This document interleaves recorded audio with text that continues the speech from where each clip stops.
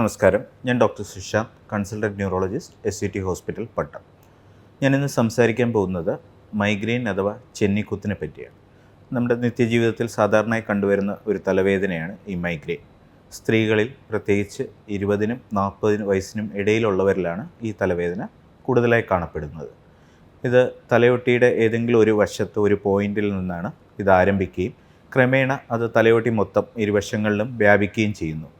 ഒരു അരമണിക്കൂർ തൊട്ട് 4 മണിക്കൂർ വരെയാണ് സാധാരണ ഈ തലവേദന നിൽക്കുന്നത്. ഒന്ന് ഉറങ്ങിക്കഴിഞ്ഞാലോ അല്പം റെസ്റ്റ് എടുത്താലോ ചിലർക്കിത് മാറും, ചിലർക്ക് മരുന്ന് കഴിച്ചാൽ മാത്രമേ ഈ തലവേദന മാറുകയുള്ളൂ. വേദനയോടൊപ്പം തന്നെ മനംമറിപ്പ്, ഛർദ്ദിക്കാനുള്ള ടെൻഡൻസി, ചിലപ്പോൾ ഛർദ്ദിച്ചു കഴിഞ്ഞാൽ ഈ തലവേദനയിൽ ഒരല്പം ശമനം ലഭിക്കുകയും ചെയ്യും. ഇത് കൂടാതെ ചിലർക്ക് ഈ മൈഗ്രെയിൻ വരുന്നതിന് മുമ്പ് ഒരു വാർണിംഗ് സിംറ്റമായിട്ട് ഔറാസ് എന്ന് പറയും. അതായത് നമുക്ക് കാഴ്ചയിലുണ്ടാകുന്ന ബുദ്ധിമുട്ടുകൾ, കാഴ്ചയ്ക്ക് മങ്ങൽ വരികയോ അല്ലെങ്കിൽ ട്യൂബ് ലൈറ്റ് മിന്നുന്ന പോലെ തോന്നുക, കളർ ലൈറ്റുകൾ അടിക്കുന്ന പോലുള്ള തോന്നലുകൾ, ഇത്തരം കാര്യങ്ങളൊക്കെ തലവേദന വരുന്നതിന് മുന്നേ ആയിട്ട് തോന്നും. ഇതിന് വിഷ്വൽ ഔറാസ് എന്ന് പറയും.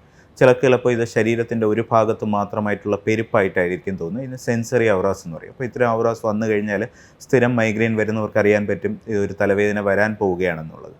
അതുപോലെ തലവേദനയുള്ള സമയത്ത് അമിതമായിട്ടുള്ള ശബ്ദം കേട്ടാലോ അല്ലെങ്കിൽ ലൈറ്റ് കൂടുതലുള്ള റൂമിലിരുന്നാലോ ഒക്കെ അവർക്ക് തലവേദനയുടെ തീവ്രത കൂടും. അപ്പോൾ അവർ ശബ്ദമൊന്നുമില്ലാത്ത, വെളിച്ചമൊന്നുമില്ലാത്ത ഒരു മുറിയിലേക്ക് പോകാനായിരിക്കും കൂടുതൽ താല്പര്യപ്പെടുന്നത്.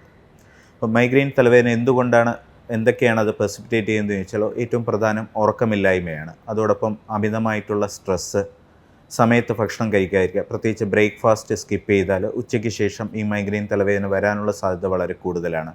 കാരണം ശരീരത്തിലെ ഗ്ലൂക്കോസിൻ്റെ അളവ് കുറയുന്നതാണ്. രണ്ടാമത് ഡീഹൈഡ്രേഷൻ, അതായത് ശരീരത്തിൽ ആവശ്യമായ ജലാംശം ഇല്ലാതിരിക്കുക. അപ്പോൾ വെള്ളം കുടിക്കുന്ന കുറവാണെങ്കിൽ തലവേദന വരാനുള്ള സാധ്യത കൂടും. ചിലർക്ക് ചില പ്രത്യേക ഭക്ഷണ പദാർത്ഥങ്ങൾ, പ്രത്യേകിച്ച് കോഫി കൂടുതലായിട്ട് കുടിക്കുന്നത്, അല്ലെങ്കിൽ ചോക്ലേറ്റ്, ചീസ്, വൈൻ, ഇതൊക്കെ തന്നെ മൈഗ്രെയിൻ പ്രിസിപ്പിറ്റേറ്റ് ചെയ്യുന്ന ആഹാര പദാർത്ഥങ്ങളാണ്. അപ്പോൾ അങ്ങനെ മൈഗ്രെയിൻ ഉള്ളവർ ഇത്തരം ഭക്ഷണ പദാർത്ഥങ്ങൾ ഒഴിവാക്കേണ്ടതാണ്.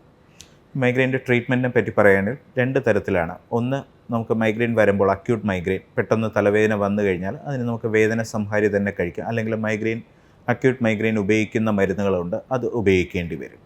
രണ്ടാമതായിട്ട് പ്രിവെൻറ്റീവ് തെറാപ്പി, അതായത് മൈഗ്രെയിൻ ഫ്രീക്വൻസി കൂടുതലുള്ളവർ, പ്രത്യേകിച്ച് മാസത്തിൽ 2 തവണയിൽ കൂടുതൽ മൈഗ്രെയിൻ വരുന്നുണ്ടെങ്കിൽ നമ്മൾ ഈ പ്രിവെൻറ്റീവ് തെറാപ്പിയിലേക്ക് പോകണം. അതപ്പോൾ ഓരോരുത്തർക്കും പല രീതിയിലുള്ള മരുന്നുകളുണ്ട്.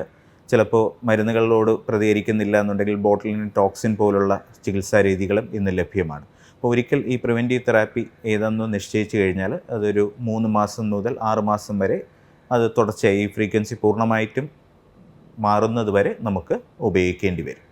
അതോടൊപ്പം തന്നെ പ്രധാനമാണ് ജീവിതശൈലിയിൽ വരുന്ന മാറ്റം. കാരണം പ്രധാനമായിട്ടും സ്ട്രെസ്സാണ് മൈഗ്രെയിൻ തലവേദന ഉണ്ടാക്കുന്നത്. സ്ട്രെസ്സ് കുറയ്ക്കുന്നതിനുള്ള യോഗയോ മെഡിറ്റേഷനോ അല്ലെങ്കിൽ എയറോബിക് എക്സസൈസ് നടത്തമോ അതുപോലുള്ള വ്യായാമങ്ങളിൽ കൃത്യമായി ലൈഫ് സ്റ്റൈലിൽ ഉൾപ്പെടുത്തണം.